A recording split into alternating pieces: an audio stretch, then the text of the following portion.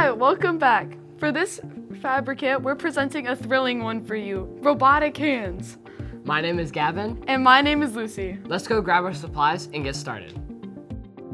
In this kit, you should have 4 straws, a paper hand, a paper ruler, string, and glue dots.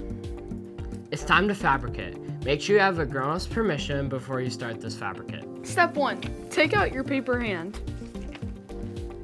Then take out your glue dots and put 3 glue dots on your pinky, ring, middle, and pointer fingers.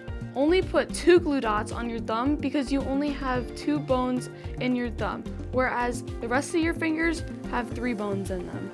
Then take your ruler and measure 1.5 centimeters of straw for 14 pieces of straw.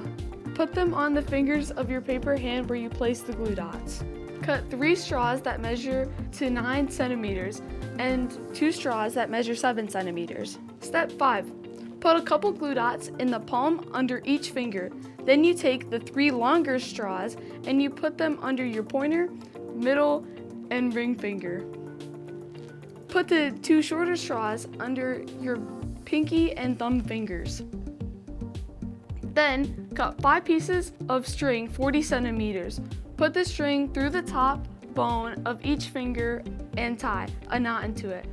It is okay to ask for your grown-up's help if you have trouble with this part.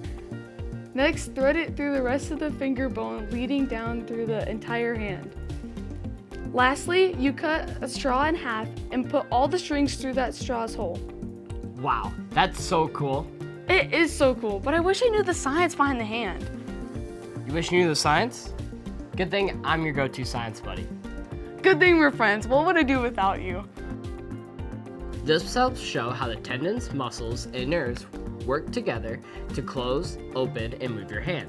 This action shows how the tendons work with closing your hand. The tape is the tendon sheaths protecting your tendons.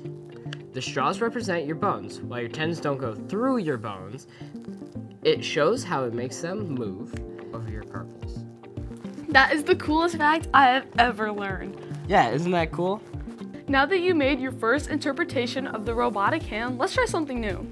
Yeah, why don't you try making each individual finger move separately? That'd be the coolest thing in the world.